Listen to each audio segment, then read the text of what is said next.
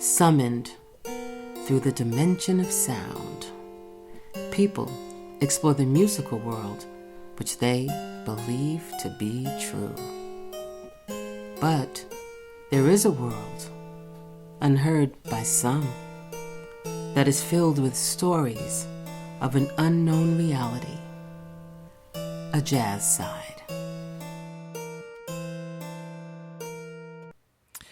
This podcast was recorded in Tokyo, Japan in October for the November show, but I decided to skip a month and air this episode in December instead.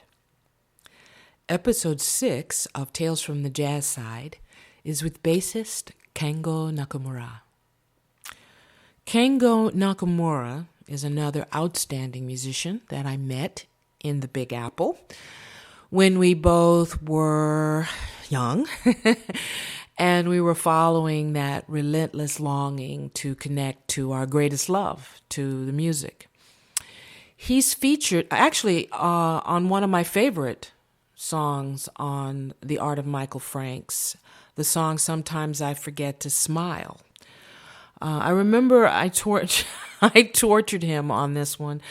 It was such a fast tempo song, but he did a remarkable job, as he always does, and I'm really, really delighted that he arranged his schedule to meet with me while I'm here in Tokyo to do the show.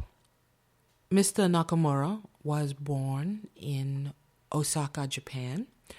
At 12 years old, he learned how to play the classical guitar, and then from there he moved on to the bass at 17.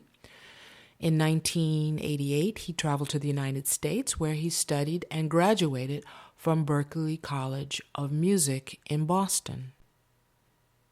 What this skillful, outstanding musician has done is that he's gracefully combined his Eastern roots with his Western exploratory education.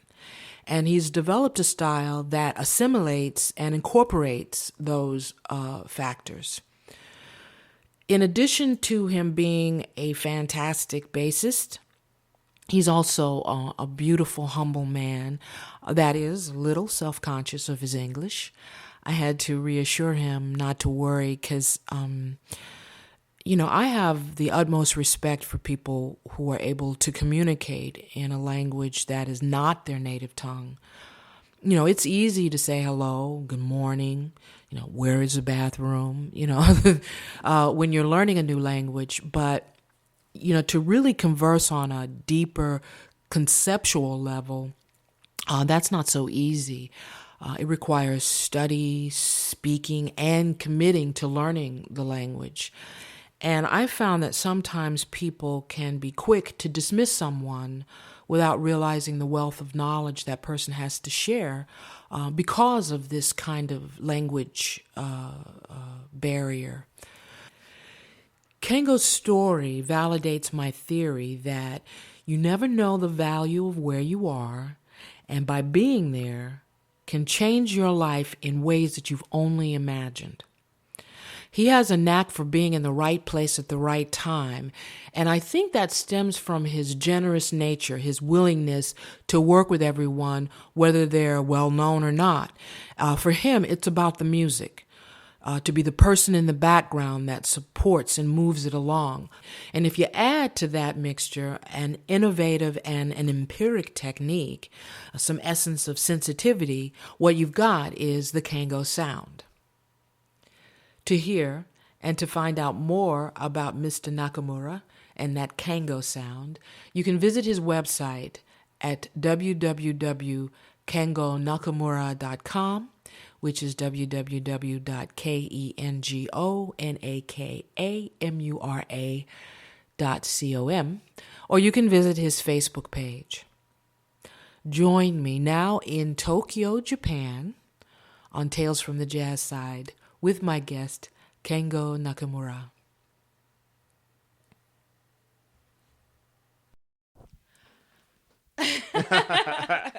Okay, my guest today is bassist-composer Kengo Nakamura. Konnichiwa, Kengo-san. Hello, everybody. Konnichiwa.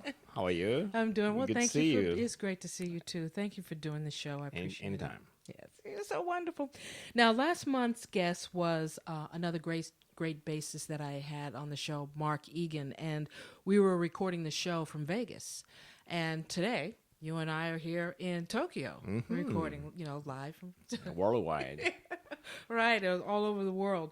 So now, in my research, I came across another Kengo Nakamura as a cat who's a soccer player. Yes, very famous, more than me. Is that like a problem? Does that have a No, it's like a proud, Sometimes, someone asks me, "Oh, you play soccer?" And I say, not really. I not can, really. but not as Yeah, great, right. right? As great as that cat. Okay, so let's get out to business. So you were born in Osaka, and you live here now, but you lived in Boston and Yep. in New York, and of course, it's New York where I met you. That's right. And some of those long, weird, funky gigs. Remember Blue Yeah. Water Grill? Yeah, What that's was that, right. 14-hour. 14-hour gig straight ahead. We came up with some really pretty cool tunes to Earth, Wind, and Fire for what we would need to do in order to make it through those. But it was always great playing with you. Just want to say Thank that you. now.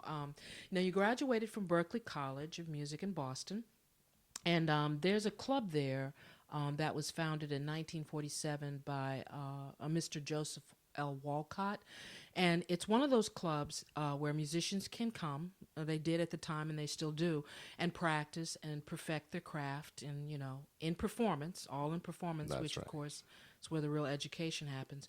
The club is called Wally's Cafe Jazz. And as I understand it, it was one of your training grounds Yep. as well for a lot of the young lions that came up. You want to tell us a little bit about that? Yes. One time, that's when I was entered Berklee College of Music. I was an electric bass player. Oh, okay. So, mostly more, I like to play more funk or black contemporary music. So then my teacher was also acoustic bass player. So, he said, well, Kengo, why don't you play bass, acoustic bass? But, I like more than, funk music. Okay. Okay. So, but at one time, someone asked me to sub for that Wally's Cafe. Oh, okay. Yeah. That's great. And that's kind of how you ended up. End up regular bassist. Oh, so you were like a regular bass player, like the house bass player. so to Yes, speak. Tuesday and Friday. Oh, wow. And sometimes Sunday. Wow. Yeah, for 2 years. Okay. And then is that where you met Roy and you started playing Roy, with those cats? Antonio Hart. Yeah. Oh, Anthony Wanzi. Wanzi, yes, Anthony Wanzi, yes, Yeah. yes. Yeah, we played many times. Wow, that's really cool. That's excellent training ground because when you came to New York, you were playing with some really heavy hitters at that time, like Wynton Marsalis and Benny Golson, Cyrus Chestnut. Now, how did that come about? How did you get into? Yeah, playing that's with those also cats? another jam session. It was a new club called the Iridium. Oh yes. That's in front of Lincoln Center. Maybe it's in front of Tully Hall, Irish Tully Hall. Yeah. They actually moved it now. Yes. It's on. Now it's moved to 51st. yeah, that's right. It used to be like a 63rd or some 66, that's area. Yeah, right where the I think was the Hotel Empire or Yes, something. yes, Yeah. downstairs. Yeah. And also, someone asked me to play bass in an hour. Wow. Yeah, maybe the gig starts like 7 but I came back from Hampton with my wife. We have like a kind of nice picnic.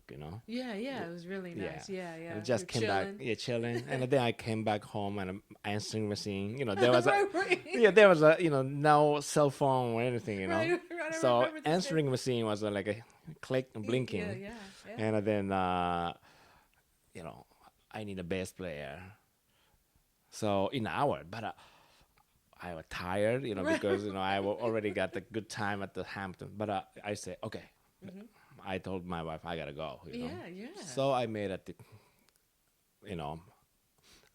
to club, Right, right, you know, right. because I'm lives in the middle of the Manhattan Okay, in the okay. Union Square, so I can Okay. go maybe anywhere in maybe 30 minutes. That's right, that's right. Yeah, Yeah. so I jumped the train, and then I went to, you know, make it on time, and then I played a jam session Monday night. Okay.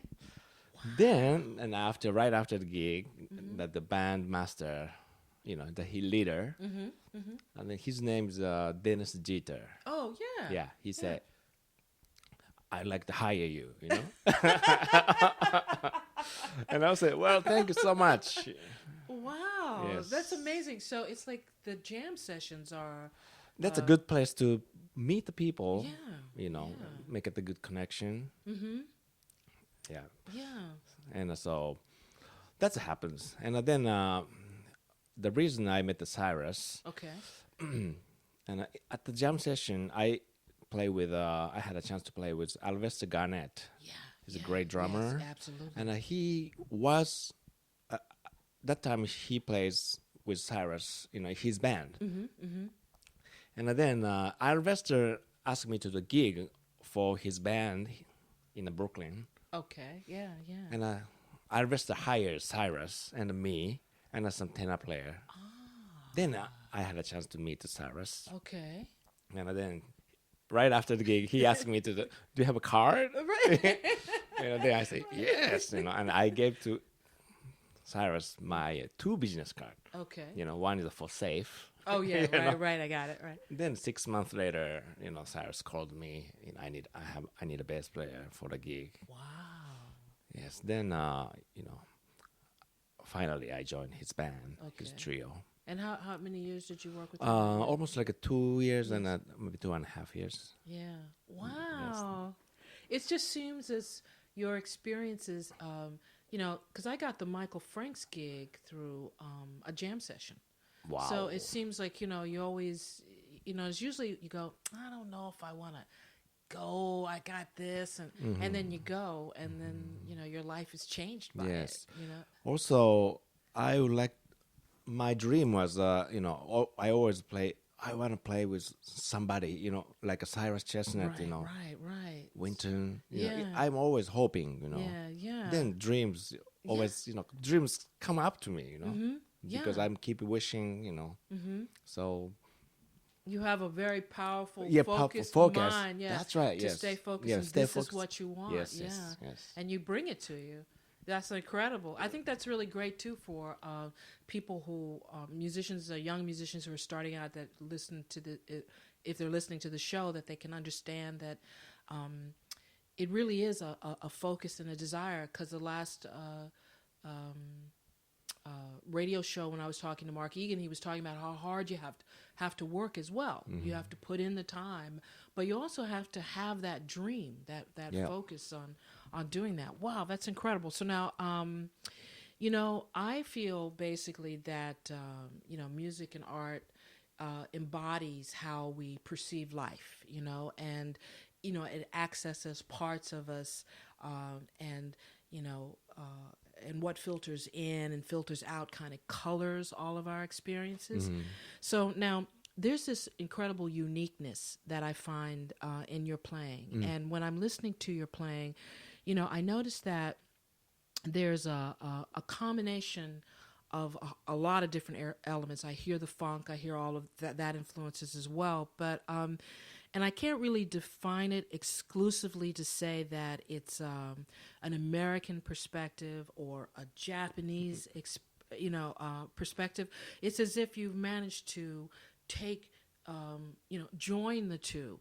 You know what I mean? And the East and West coming together. And I think that and you're doing that, you've created a real unique sound. That's like a Kengo sound. I call it Kengo sound. Now, could you say that, when I was saying how, we perceive life through our experiences, is that kind of how you came to your sound, was through just having those two varied? Different countries. Yeah, yeah.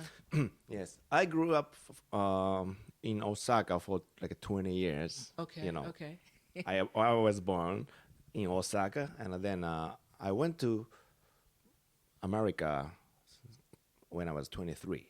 Oh, wow. Okay. So, and then, it's 20 years later, it's now, so half Japanese and, Yeah. half American, vibe, Yeah, you yeah, know. yeah, yeah. So I have a both in my mind. But as musically, I I learned a lot of things in America, Okay. because learning is mostly playing with some Yes. people, you know, then then you can when I play with Winton, he showed me like a dynamics or like a how to swing, you know. I learned from him a lot. Okay. Yeah. Okay. So and even Cyrus Chestnut, he showed me a lot about business wise, Yes. how you're gonna acting at the stage and how you're gonna react with the people, So these kind of music elements is all in America. And then when I was in Japan, my father, teach me, how to, relate to people, Yes. Yeah.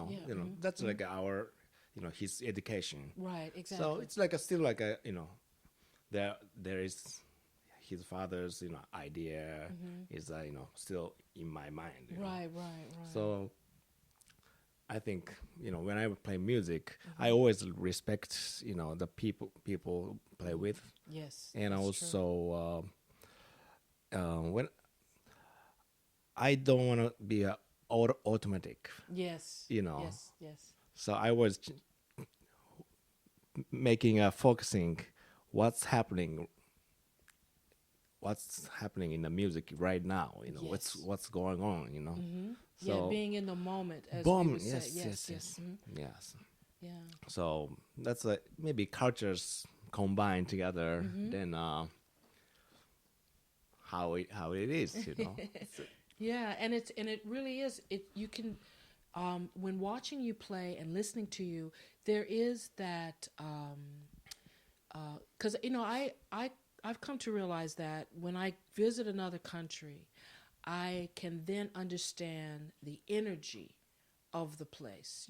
There's an energy like when you walk in New York or here in Japan. I love Japan. It's one of my I figured if I didn't live in New York and I could speak fluent Japanese, I would live here, because the culture has an energy to it, and I think when we get a chance to listen or visit other countries and then apply their music to what you're doing, you have a better understanding of it when you visit it.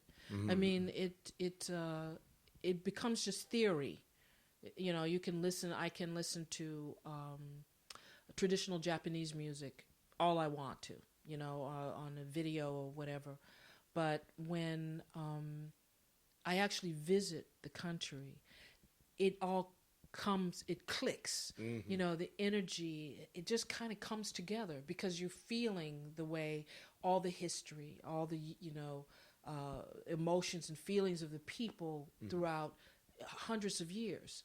And that's the same when you come to America. That's with the right. jazz, because it is an African American Yep. art form. Yep. And I think that when you play, so you have such a funk to your playing. You know what I mean? And I'm not saying that other Japanese players don't have that, but I think that half and half, really, you can hear it in your approach. It's just very respectful, but also in the moment, and it's just beautiful. I really do.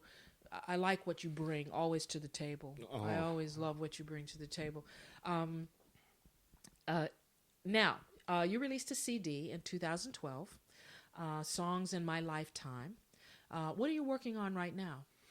Right now, I'm like doing a everyday project. Every day, I have a lot of gigs. It's like filled up. I'm surprised you could even come over here and do this with me. I appreciate it. It's every day.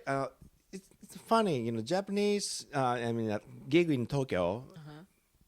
Right now, I'm doing like every day, almost like a different people. Okay. So every day you gotta new things. Right, right, You know, right, right, right. it's difference. You know, when I was in New York, I have like more regular people, Okay. playing, and then A steady gigs steady that you always gig. did. Yes, and Tokyo is a little different. Okay. Sometimes most jazz musicians play everywhere every day. Oh, okay. Hmm.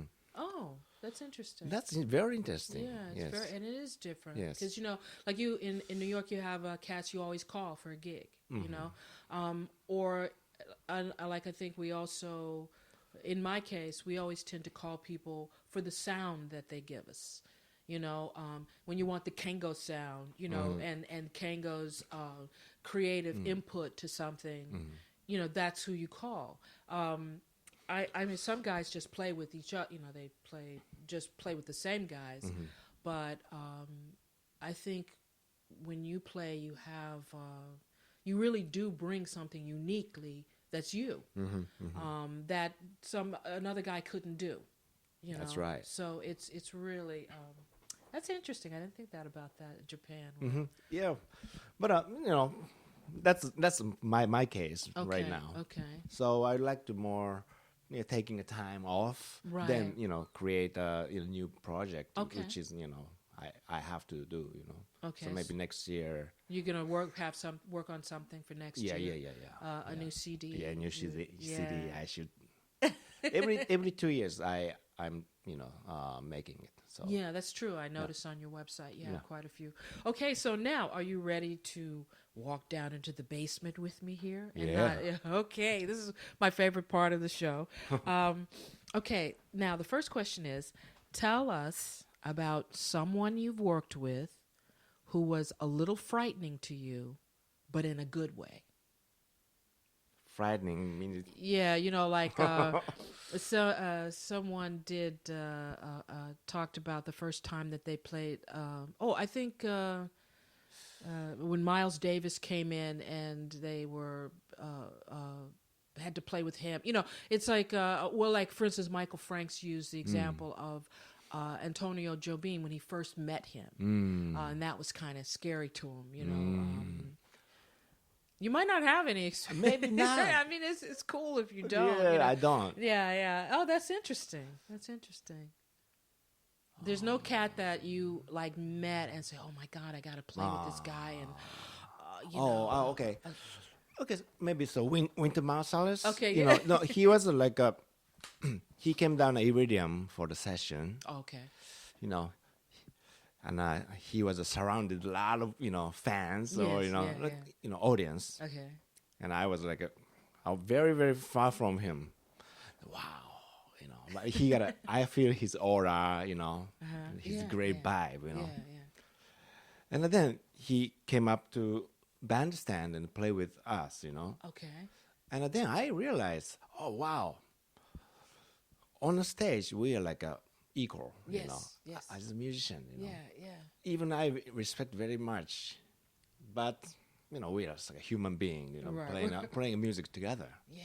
So once you are on the stage, I am no scary or no frightened, Oh, interesting. Yeah.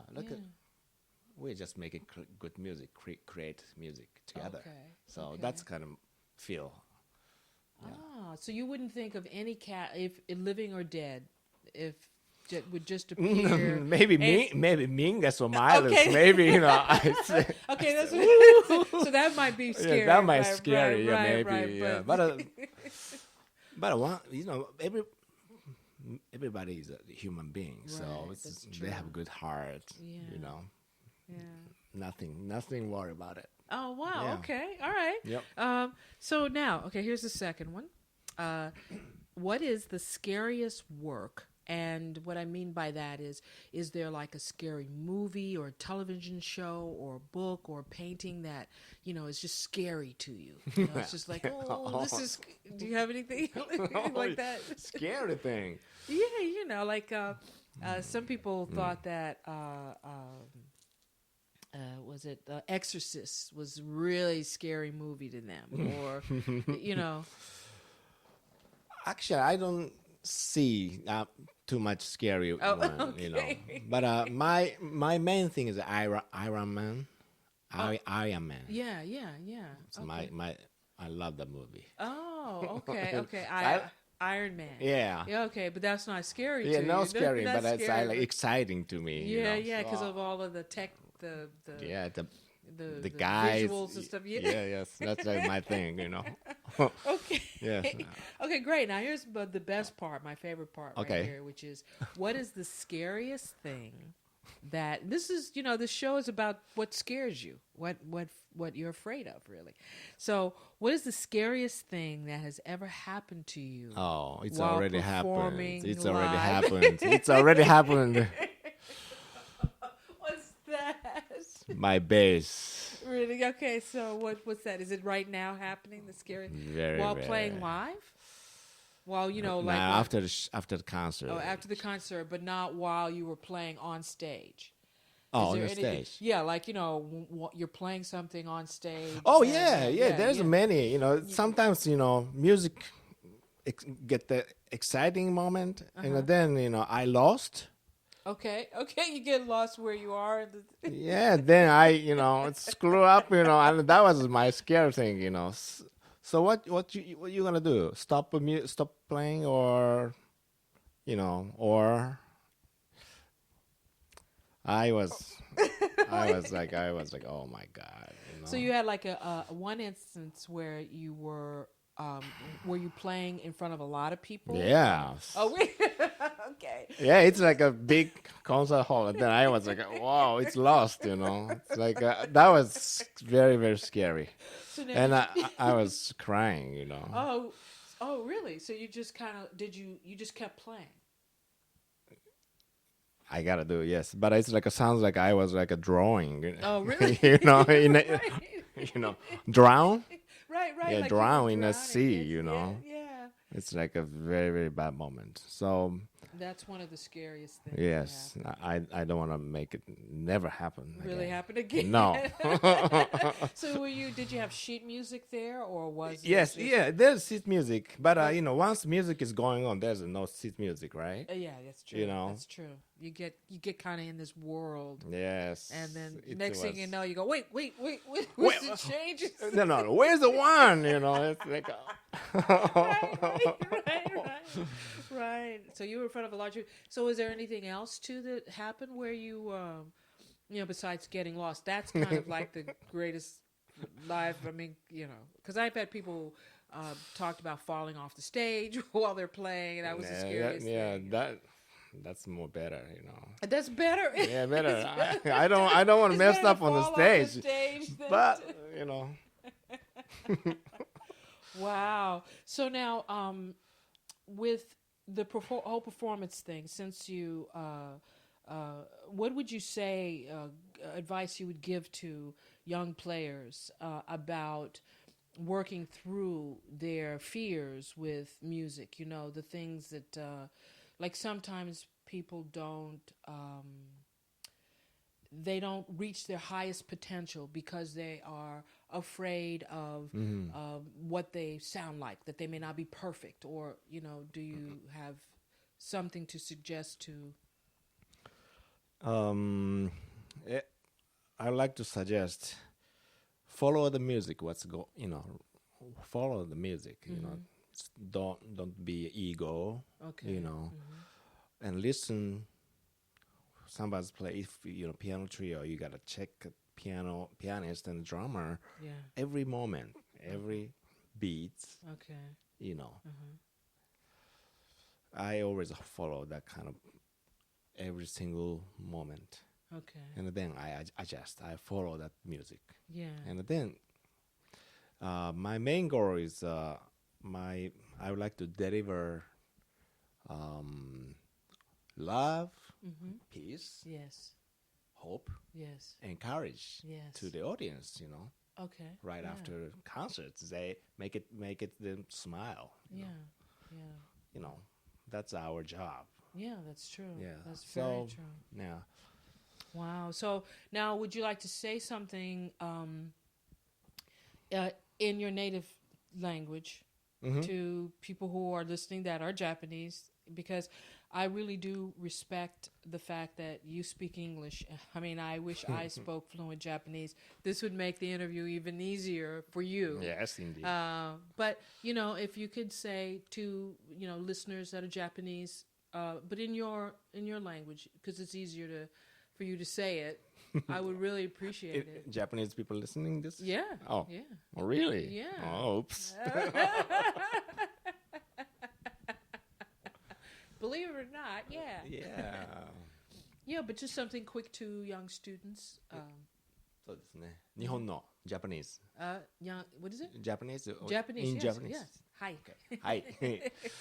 という感じでですね、英語のインタビューを受けていましたが、まあ、アメリカに僕は行ってみんなでアメリカの人と一緒に特にニューヨークや、もうアメリカにはすごい素晴らしいミュージシャンがたくさんいるので、やっぱりいつかその現地に行って演奏して、吸収するっていうのがすごく僕はいいと思います。例えば日本の人がアメリカ人が日本の音楽を習いたいと思ったらやっぱり日本でしばらく住んだり一緒に人と出会って話をしたり一緒に演奏したりして先生から習ったりするのが一番なんか近道かなと思うんですけれども、まあいつか機会があったらアメリカに行って、現地のミュージシャンと一緒に演奏するのはすごくいいことだと思います。That's it. どうもありがとうございます。ありがとう。So, this was great, Kengo. Oh, I really? really appreciate you doing this. It's wonderful. It helps a lot of people, believe it or not. Thank you. And we gotta, when you're in the city, we gotta get together. Yes, and we've gotta play indeed. some more because Yeah. I always love playing with you. Mm-hmm, I mm-hmm. really do. Yeah. So thank you again. Yes, thank you so much. Hey, you're so wonderful. Indeed. Okay, that wraps it up for us on Tales from the Jazz Side.